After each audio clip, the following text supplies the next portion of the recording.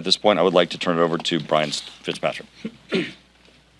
Thanks, Mike. Brian Fitzpatrick from Pennsylvania, former FBI agent. I want to start by saying, no matter what angle you're looking at this from, this is a tough time in our country. We have too much distrust in too many of our institutions that are at the fabric of our democracy, and our country simply cannot survive a perpetuation of that distrust. We got to fix it across the board. It's incumbent upon all of us to do that. Just a couple of things I wanted to address as far as like how at least I think most of us are processing what our role is right now going forward. Number one is looking at the legal justification. So at some point, possibly today, possibly in the days to follow, you're going to see the release of both the warrant, which is a top page. You're going to see beneath that potentially a rider of items to be seized and areas to be searched. And then the property receipt that the evidence response team, the investigating agents, would have filled out and returned, left a copy at the residence and returned to the court.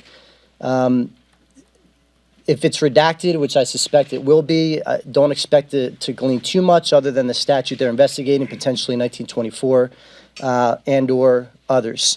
The real story will be with the release of the affidavit itself, which is not currently planned to be released. It is filed under seal. The prosecution does have to repeatedly go back to the court and ask that it remain under seal. There is a baseline presumption that that document be released to the public in the interest of transparency. That's what's going to tell us really what most of us want to know.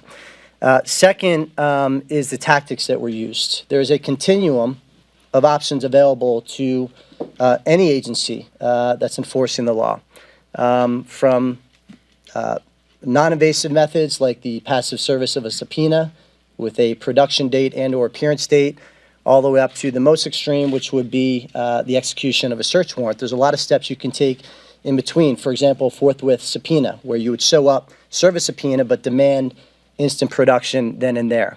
The Bureau and the Attorney General and the DOJ obviously made the decision that this extreme measure was necessary.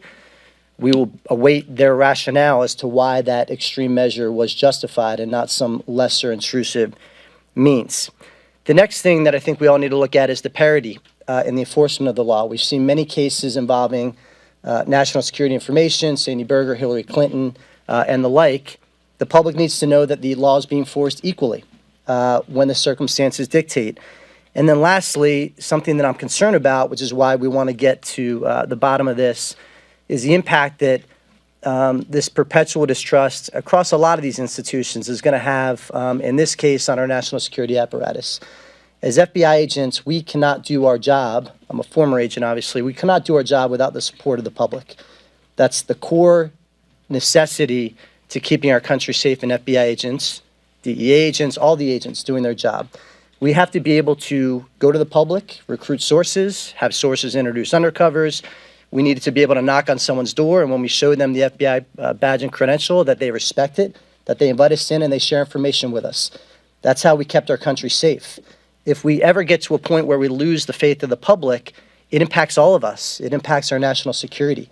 And that's what we're trying to get to the bottom of here. It's in all of our interests to do it. As Mike said, we love our law enforcement officers. We would protect and defend them. We thank them for their service. But when we have a brewing matter of distrust, we have to get to the bottom of it and fix it. Not just for the sake of this individual instance, but for the sake of our counterterrorism cases, our counterintelligence cases, our cybersecurity cases, all of the critical cases that all of our federal law enforcement agencies are working on to keep us safe. So with that, we will invite our conference chair, Elise Stefanik.